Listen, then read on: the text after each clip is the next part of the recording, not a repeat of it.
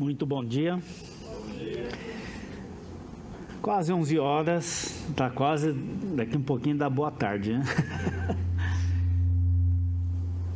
Eu prometo para vocês que não vou ficar aqui até dar boa tarde, tá bom? Mas antes de entrar aqui no nosso tema, sobre unidade, como apareceu aí no grupo da igreja, então é uma continuidade aqui do que já aconteceu hoje de manhã, o assunto. Mas antes de entrar aqui, gostaria de dar um pequeno relatório da nossa viagem que fizemos a boa parte aí do mês de setembro.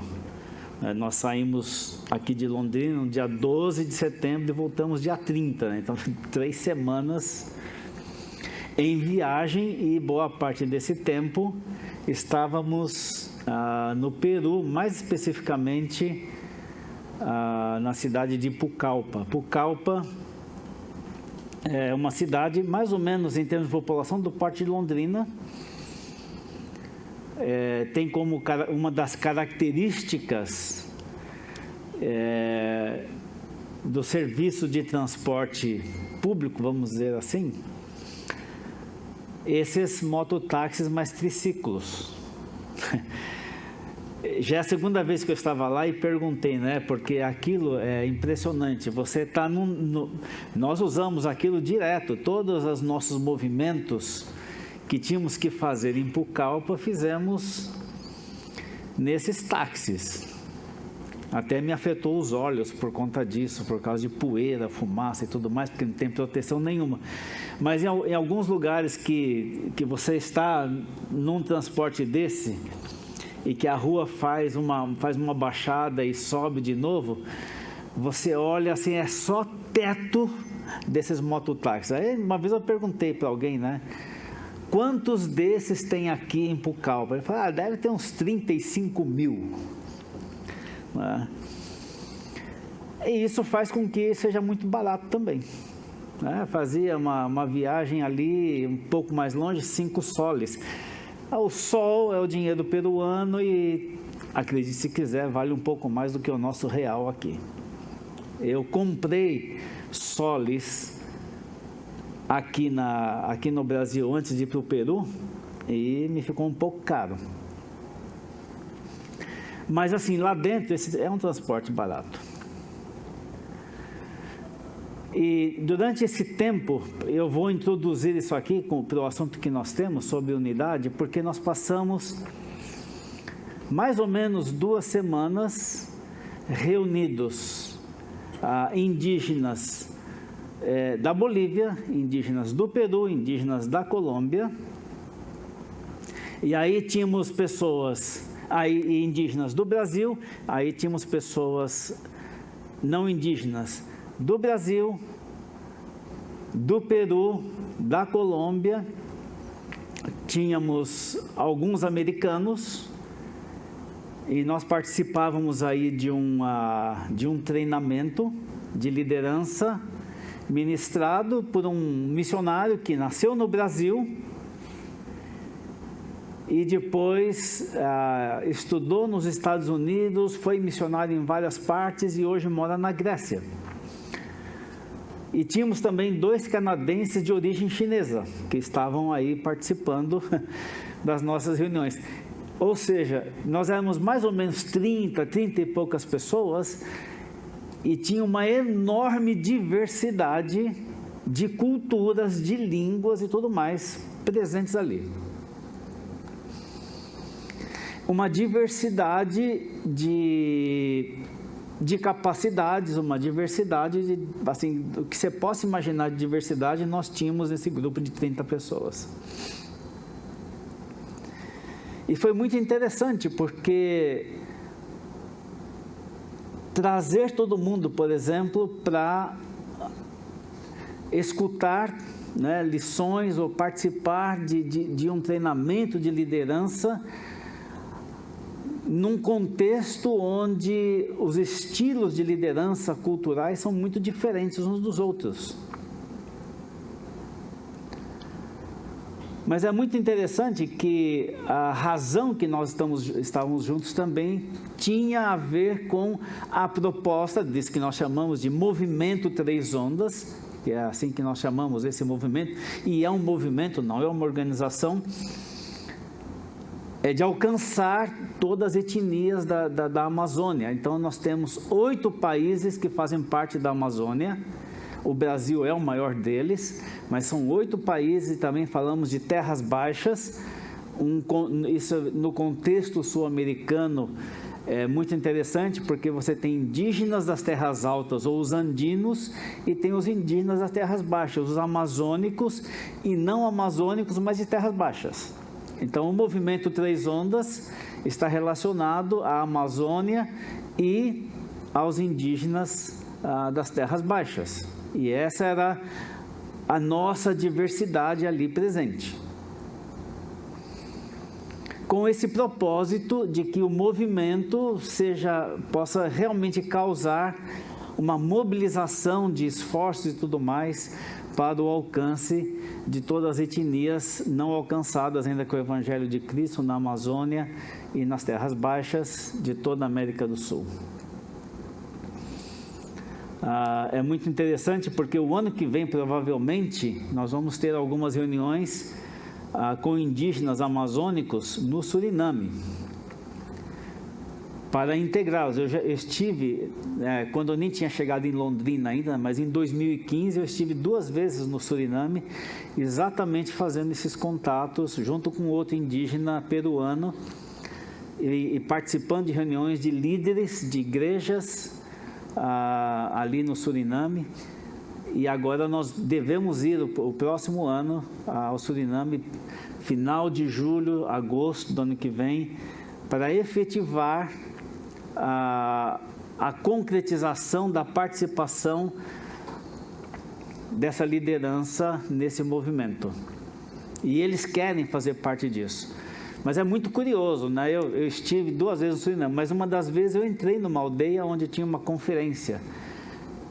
Lá na selva, acho que nós voamos mais de 1 hora, 1h30 de Paramaribo até lá, e chegamos lá e haviam conferências. E tinha gente do Brasil, tinha gente da Guiana Inglesa, tinha gente da Guiana Francesa e das etnias do Suriname. Tinha mais ou menos 500 pessoas participando e tinha 70 líderes. E reuniões de quase 1 semana. A gente começava às 4 horas da manhã com reunião de oração pelos enfermos e terminava de noite não sei que horas, né? A gente que não suporta meia hora é complicado, né? Uma vez eu participei de um culto numa igreja Uai faz muito tempo. Começou às 7 horas da manhã e terminou 1h da tarde. E outra vez nós estávamos nós dois, em 2002, quando a Bíblia Uai foi entregue, eles fizeram quase 1 semana de reuniões para receber a Bíblia, de comemoração. E eles tinham 5 cultos por dia, cada um de 2 horas. Muito interessante. Mas o desafio, né, por exemplo, esse grupo que nós temos aqui, que está presente aqui hoje de manhã, e os que não estão presentes aqui hoje de manhã, né, temos uma certa diversidade entre nós. Mas tanto mais diverso é um grupo, tanto mais diverso nós somos aonde nós atuamos, tanto mais desafiador é trabalhar em unidade. Mas eu queria trazer hoje de manhã, eu vou começar onde o Rogério parou, que é João 17, né? E os mesmos versículos que ele leu. Eu não sei se ele leu o meu pensamento ou se eu li o dele, mas eu queria começar por aí, exatamente pelo fato de que isso se tornou um assunto da oração de Jesus. Veja, a oração de Jesus, ou as orações que Jesus fez, elas não tinham nenhuma possibilidade de não serem respondidas exatamente como elas foram feitas, porque Jesus conhecia e conhece exatamente a vontade de Deus. Toda vez que você orar e a resposta que você tiver for 100% do que você orou, é porque você acertou na mosca a vontade de Deus para aquele assunto. Mas dá para contar nos dedos quantas vezes isso aconteceu na minha vida, né? De orar uma coisa e acertar assim 100% daquilo que foi orado. Porque a razão que a gente termina as nossas orações, seja feita a tua vontade, é porque a gente não sabia qual era, né? A vontade de Deus naquele assunto específico que a gente orou. Mas quando a gente olha para esse texto de João 17 e vê que esse assunto entra com muita importância na oração de Jesus, é porque ele está considerando isso aqui muito relevante e muito importante. De novo, ele sabe qual é a vontade do Pai, então ele não está insistindo com o Pai para que faça alguma coisa que ele quer que aconteça, porque ele sabe exatamente a mente de Deus, a mente do Pai. Então, tudo que ele ora nessa oração aqui, se ainda não foi respondido, será respondido. Exatamente nessa medida, da maneira como ele orou. E aí ele ora muitas coisas a respeito dele, a respeito do relacionamento dele, a respeito da obra que ele estava realizando. E quando ele ora pelos seus discípulos, ele ora por unidade. Ou seja, isso é extremamente relevante na perspectiva de Jesus na sua oração. Veja que isso aqui era uma oração, né? Porque o Rogério destacou aqui hoje de manhã, 13, 14, 15, 16, uma série de ensinos que Jesus foi dando como últimos ensinos antes da sua morte, na verdade alguns dias antes. Mas quando ele trata desse assunto de unidade, ele está falando com Deus, com o Pai. Ele não está virando para os discípulos dizendo assim, olha, vocês devem viver em unidade, vocês devem ser um. E é curioso que isso aconteça assim. Então, em vez dele, nesse caso, os discípulos estão ouvindo a oração, né? Nós pressupomos, obviamente, porque vem nessa sequência de ensinamentos, ele está com os seus discípulos, e os discípulos, Jesus passa a orar, e os discípulos estão presentes, escutando essa oração. Mas a oração, o que ele está falando, não está dirigindo para eles, os discípulos, está falando com o Pai a respeito desse assunto. E aí ele diz no versículo 11, que o Rogério já leu, mas começa assim, o versículo 11, depois de já ter tratado alguns temas na sua oração, Jesus começa o versículo 11 assim, já não estou no mundo. É curioso, né? Porque ele está ali orando, ele está com seus discípulos, ele está dizendo assim, eu já não estou mais aqui. Para dizer o seguinte, o que vai acontecer, a separação de mim para os discípulos é inevitável. Então nós temos aí essa sequência, ele morre, é sepultado, ressuscita, passa 40 dias com seus discípulos e vai para o céu. Então ele sabe que tudo isso vai acontecer, a separação é inevitável. E por que a separação é inevitável? E porque a unidade é importante, ele fala com Deus a respeito desse assunto. E nesse versículo específico, ele diz, já não estou no mundo, mas eles continuam no mundo. Ao passo que eu vou para junto de ti. Então isso está determinado, vai acontecer em pouco tempo. E aí então o pedido é, Pai Santo, guarda-os em teu nome, que me deste, para que eles sejam um, assim como nós. E é complicado isso aqui, né? Porque assim como nós, coloca o padrão e o modelo.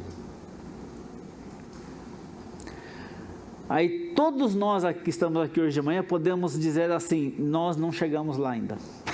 Assim como nós, mas é assim que ele orou. E esse é o modelo e esse é o propósito.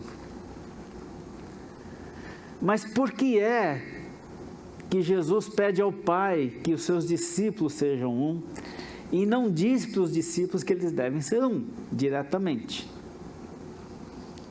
Porque ele sabe que eles não seriam capazes. E nós devemos saber que nós que estamos aqui, pela nossa própria força, nós não somos capazes de fazer isso, de produzir unidade. Portanto, nós não inventamos unidade, nós não produzimos unidade. O que nós devemos fazer e aprendizagem hoje de manhã é nós devemos praticar a unidade. Mas o que é muito interessante, a força do verbo guarda-os em teu nome, que me deste, tem a ideia de preservar, conservar. Mas além disso, é muito interessante que tem uma variante da palavra usada aqui, que significa assim, seria como se Jesus estivesse pedindo ao Pai, não tire os olhos deles. Fique com os olhos postos neles para que eles sejam um. Isso é muito interessante. Não é que Deus não ia fazer, não é que Deus não ia se preocupar com isso. Mas os discípulos estão ouvindo essa oração. E ele está pedindo para Deus assim, olha, coloque os olhos nessa questão e na vida deles para que eles sejam um e não tire os olhos deles. E eu vou tratar de Efésios capítulo 4, versículo 3, mas eu vou só mencionar aqui, porque é muito interessante, que em Efésios capítulo 4, versículo 3, que diz que nós devemos trabalhar diligentemente por preservar a unidade do Espírito. A palavra preservar que Paulo usa lá é a mesma que Jesus usa aqui na sua oração. Então lá Paulo está dizendo o seguinte para os crentes de Éfeso, não tirem os olhos disso. Preste atenção, se esforcem e não tirem os olhos dessa questão da unidade.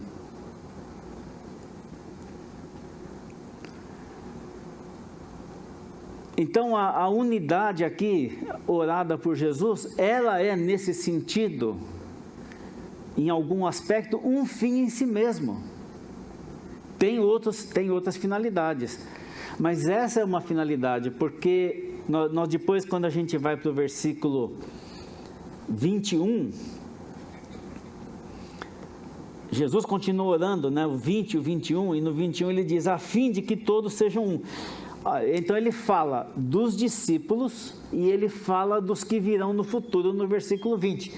Nós e todos os outros que já ficaram para trás e que virão para frente. Então, a unidade é a unidade do corpo de Cristo. Veja só, nós estamos conectados nessa unidade, inclusive com os que já passaram, que também eram membros ou são parte do corpo de Cristo. E nós estamos conectados com todos que vivem hoje em dia, não só dessa igreja, mas no mundo inteiro, que são verdadeiramente convertidos. Nós estamos conectados com eles em unidade, porque somos parte do mesmo corpo, e todos os que não se converteram ainda e virão no futuro, nós somos parte desse corpo e formamos uma unidade. Então a unidade, ela é corpórea, ela é orgânica, não é organizacional. A forma como as organizações acham e fazem para trabalhar muitas vezes em unidade, sabe como é que é? É fazendo parceria entre elas. O que é muito bom. E ajuda bastante, e aí com alguns propósitos definidos, iguais e tal, vamos trabalhar juntos. Mas o sentido bíblico de unidade aqui, ela é orgânica, ela é de corpo. Nós somos unidos porque nós fazemos parte do mesmo corpo de Cristo. E nós aqui que estamos de manhã, e os que pertencem a essa igreja e não estão aqui hoje de manhã, nós somos uma pequena parte do corpo de Cristo, e bem pequenininha, de passagem, mesmo aqui em relação à nossa cidade de Londrina, nós somos uma parte bem pequena do corpo de Cristo, mas que devemos viver e refletir exatamente esses princípios e essa proposta e aquilo que Jesus orou de vivermos em unidade. E às vezes, partes do corpo de Cristo bem pequenos vivem divididos. Então, a oração de Jesus, quando ele faz essa conexão de corpo, a fim de que todos sejam um, e é muito interessante aqui que aqui é numeral mesmo, é numeral. É muito interessante, algumas vezes a gente lê algumas histórias no Velho Testamento, e o texto diz assim, e todos se levantaram como se fosse um só homem, né? De vez em quando a gente lê algumas coisas no Velho Testamento que traz exatamente essa expressão, levantado como se fosse um só.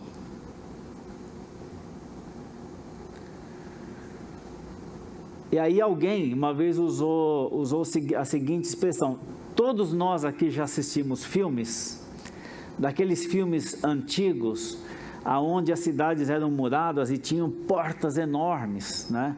E que o inimigo está fora para fazer um ataque. E então eles vêm com um tronco de madeira, né, muito grande, com várias pessoas segurando aquele tronco e vêm contra o portão para arrombar e poder invadir a cidade. E aquilo produz uma força muito forte, muito violenta, que realmente acaba acontecendo, o portão se abre e a cidade é invadida. Alguém falou assim, então, aí você pega aquele tronco, daquele tamanho, bota numa máquina e faz palitos de fósforo, né, pedaços de palito de fósforo, e dá palitos de fósforo para cada um daquele exército e manda eles ir lá derrubar a porta para ver se derruba. Não derruba.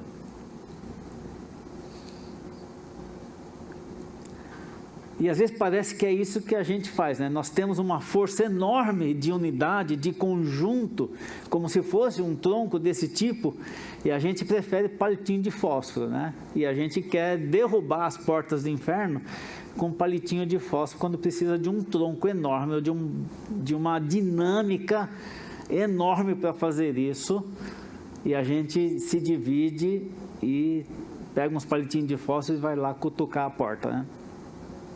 Não funciona.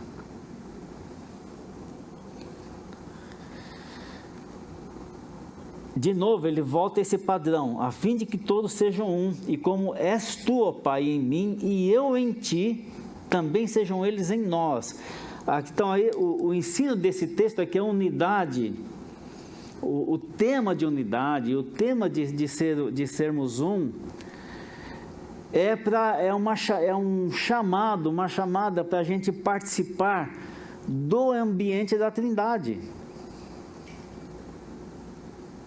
E é muito interessante, nesse texto aqui de João 17, o Dr. Shedd faz o seguinte comentário: a unidade é indestrutível. Por quê? Porque está na Trindade, é ali que ela está. É ali que ela começa, é ali que ela existe. E é dali da Trindade que ela é ordenada a nós. Mas o comentário dele é muito interessante. Então, a unidade é indestrutível, porque você não pode destruir, ninguém pode destruir aquilo que existe na Trindade. Mas ela é facilmente obscurecida. Semana passada o Rogério dava um relatório do encontro, do tempo que passaram na ressurgência, e falava assim então a respeito da unidade como tendo sido esquecida no cumprimento da tarefa, no cumprimento da missão, né? Mas a palavra não foi que ela foi esquecida, ela foi negligenciada. E o Dr. Shedd usa a palavra obscurecida, que vai mais ou menos na mesma direção. E a maneira de obscurecer a unidade é o individualismo, não é individualidade, é o individualismo, seja a nível pessoal, seja a nível organizacional.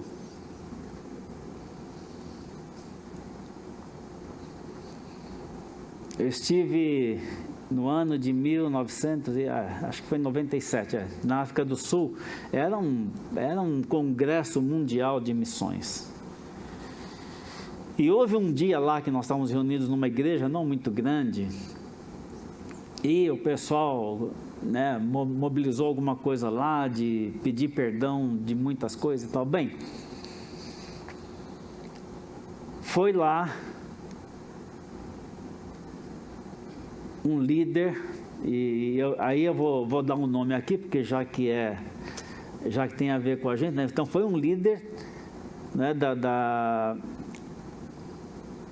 Junta Batista dos Estados Unidos, de onde vieram as nossas igrejas batistas aqui do Brasil, da Convenção Batista Brasileira. E ele foi lá e disse assim: eu queria pedir perdão porque nós batistas achávamos que nós íamos ganhar o mundo inteiro sozinhos.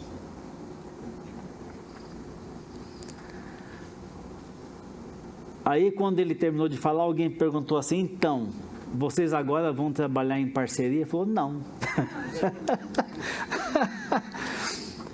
Aí eu falei assim: bom, então o que adiantou vir aqui pedir perdão, né, por isso? E isso, aí sim, nós temos igrejas, denominações, organizações que trabalham em competição umas com as outras. Isso obscurece a unidade. Então aí a unidade fica empanada, não dá para perceber que tem. Ela existe porque ela é de corpo, ela existe porque existe na Trindade, mas ela não pode ser vista. E quando Jesus ora, e o que nós já ouvimos aqui hoje de manhã, é que quando ela está evidente nos nossos relacionamentos e no que nós fazemos, é para que o mundo creia. É para que o mundo olhe para nós e fale assim: eu quero fazer parte disso aí. Olha como eles se amam, eu quero ser parte.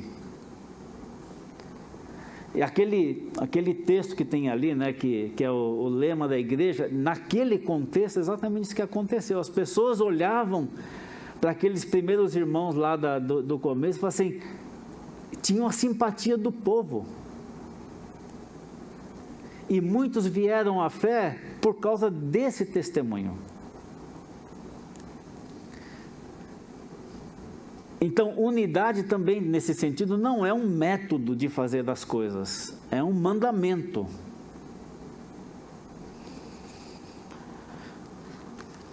Em Efésios capítulo 4, então vamos dar uma olhada lá, nesse versículo 3, porque a Bíblia fala de dois elos, de dois ligamentos, ou de duas juntas, ou que seja, a respeito de produzir ou de ajudar nessa questão da unidade. Então, nesse versículo, Paulo diz o seguinte: esforçando-vos diligentemente. Então, aqui fala de alguma coisa para ser trabalhada, por preservar, e a gente já falou o significado dessa palavra. O que é que tem que ser preservado? A unidade do Espírito. Olha, veja só, para mim isso, o que eu vou falar aqui, eu vou falar e não vou explicar, porque para mim é um mistério, porque o Espírito Santo está inteirinho em mim, está inteirinho nele, está inteirinho nele, está inteirinho nele. Como é que ele consegue fazer isso, eu não sei. Mas não é pedacinhos. Mas quando fala de corpo, ele está dizendo que o Espírito Santo que habita em todos nós, deve produzir uma unidade e que nós somos responsáveis em preservar essa unidade do Espírito Santo em nós. Veja só, nós não, e é importante dizer isso aqui, nós não podemos dividir o Espírito Santo, ele é indivisível, como não podemos dividir a Deus, nem a Jesus, ninguém da Trindade, é indivisível. Mas podemos quebrar, empanar, obscurecer ou negligenciar a unidade. Por isso que o que Paulo está ensinando aqui é: trabalhem mesmo para valer. Então, isso aqui é uma exortação para todos nós. Coloquem atenção, não tire os olhos disso, para preservar a unidade do Espírito Santo, como? No vínculo da paz. Ou seja, resolvam os seus conflitos. Resolvam os seus conflitos.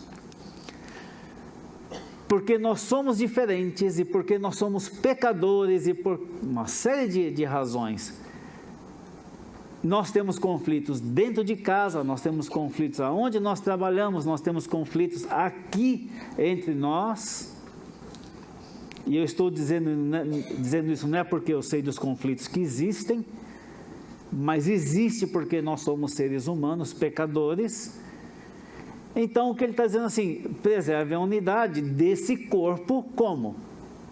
Resolvendo os conflitos, façam a paz. E aqui entra o ensinamento da bem-aventurança, bem-aventurados os pacificadores, os que fazem a paz, os que buscam a paz, os que vão atrás de quem tem conflito, falam: gente, vamos acertar isso aqui, vamos resolver essa questão. Então, esse é o primeiro, um dos elos que nos conecta, que é possível nós resolvermos os conflitos que existem entre nós e vivermos em paz. E isso faz unidade. Isso faz a unidade aparecer de fato. E ser prática e ser vista. O outro que nós temos está em Colossenses capítulo 3, que foi pregado também domingo passado aqui, versículo 14, quando ele está falando aqui que nós ouvimos domingo passado, o que é que nós devemos tirar e o que nós devemos vestir por causa da nossa nova natureza. Então tem vários ensinos. E no versículo 14 ele diz: acima de tudo isto, porém, esteja o quê? O amor, que é o vínculo da perfeição. A mesma palavra é usada por Paulo quando fala vínculo da paz, vínculo do amor. Então o amor, esse vínculo de amor é que pode nos levar, e perfeição no Novo Testamento sempre tem a ideia de completude. Veja, porque se a exigência fosse deixar de pecar, seria impossível praticar isso. Porque todos nós vamos pecar até o dia que nós morrermos. Porque temos uma natureza pecaminosa.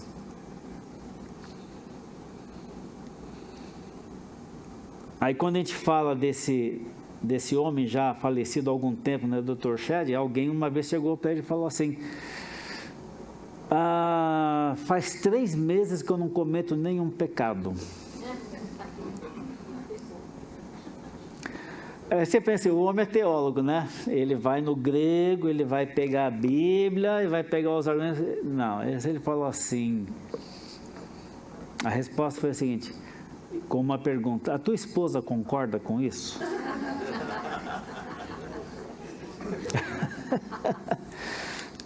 Terrível, né?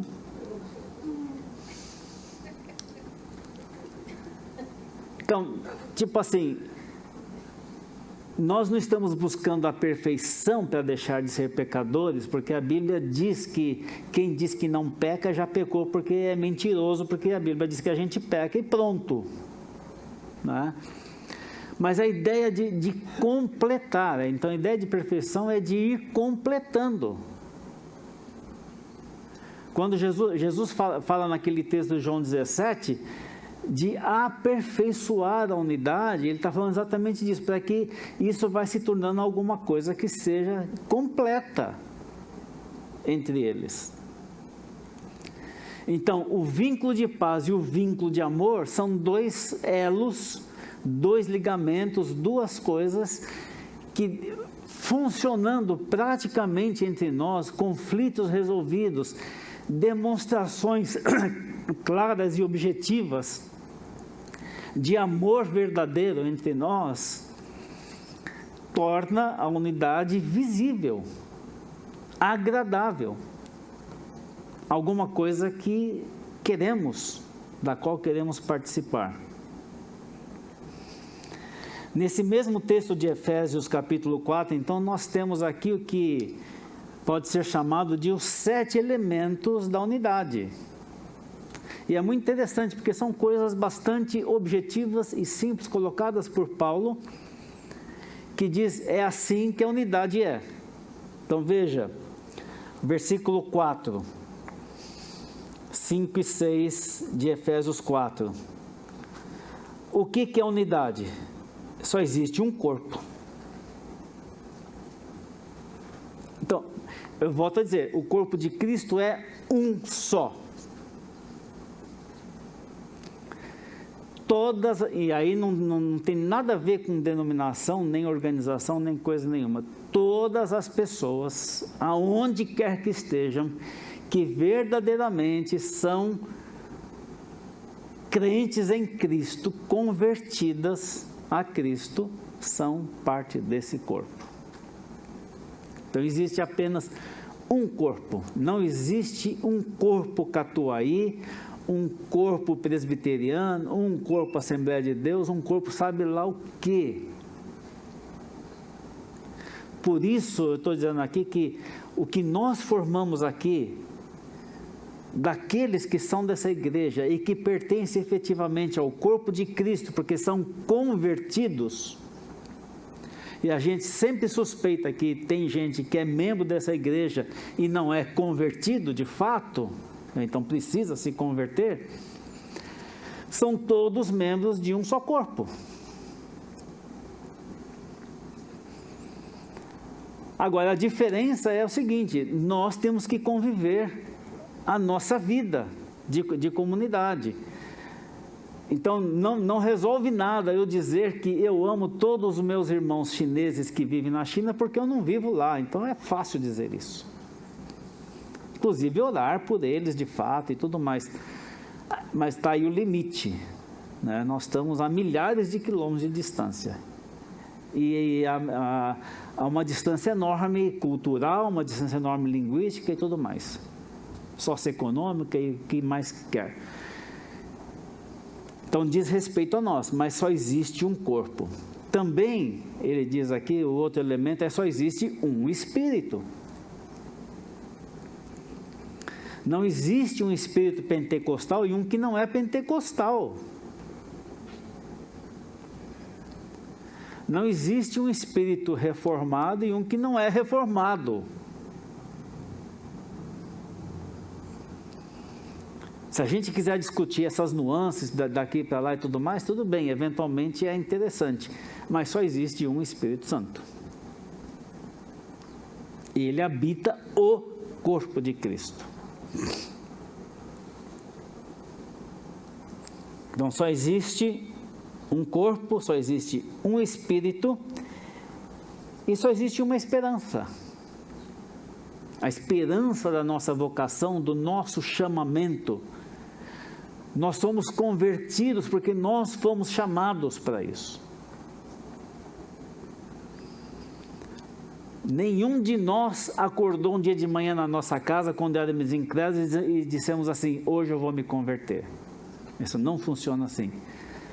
Somos convertidos porque fomos chamados insistentemente, fortemente para isso. Por isso só existe uma esperança da nossa vocação. Só existe um Senhor. só existe uma fé, só existe um batismo. Aí esse batismo aqui, obviamente, ele não está falando das formas de batismo, já que nós temos imersão, já que nós temos aspersão, já que nós temos efusão, e não sei se existe mais algum outro tipo de batismo em água. Deve estar falando do batismo no Espírito Santo, onde todos nós convertidos fomos batizados um dia.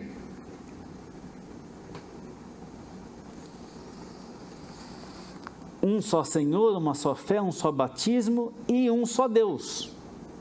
E ele diz, Pai de todos, o qual é sobre todos, age por meio de todos e está em todos.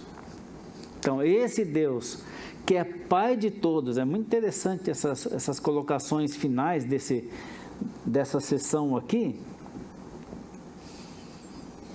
que Deus, existe um só Deus, e esse único Deus é Pai de todos. É sobre todos, age por meio de todos e está em todos. Então, os elementos, esses são os elementos da unidade. Então, veja que não entra aqui, por exemplo, o que nós cantamos ou deixamos de cantar. Não entra aqui que tipo de tradução da Bíblia nós usamos. Não entra aqui a forma como nós oramos. Não entra aqui os dias que nós reunimos ou não nos reunimos. É muito bom se a gente conseguir juntar essas coisas e num grupo como esse, ter uma prática evidente e de concordância sobre essas coisas. Mas esses elementos não são essenciais como esses aqui. Esses são elementos essenciais. A unidade se dá nesses elementos. Um corpo, um espírito, uma esperança, um Senhor, uma fé, um batismo e um Deus.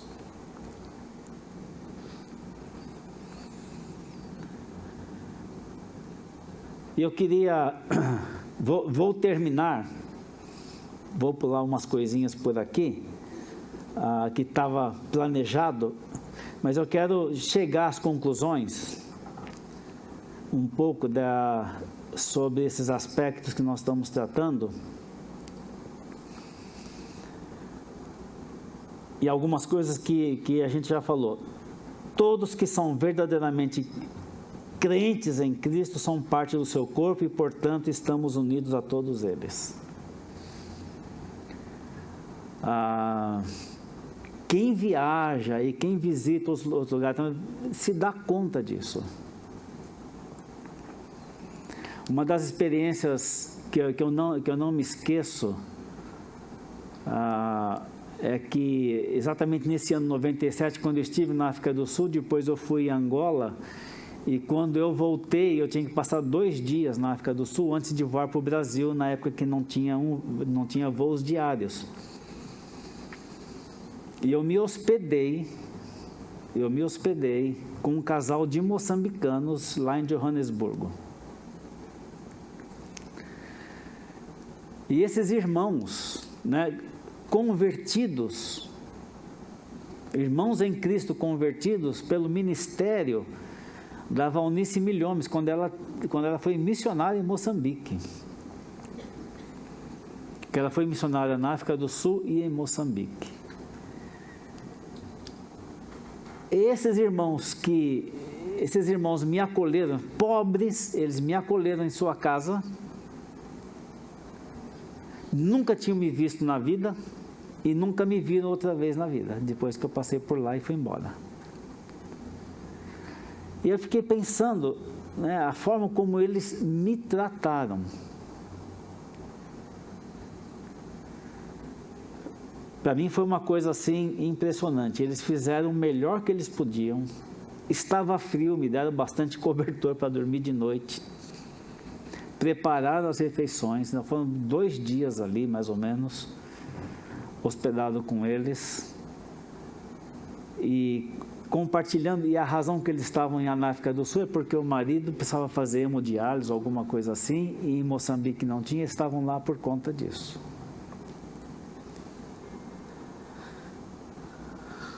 estamos unidos a eles. E essa é a percepção que acontece muitas vezes quando a gente se locomove, vai para lá e vai para cá, de sempre ser recebidos como não só como missionários ou obreiros, mas porque somos filhos de Deus da mesma família.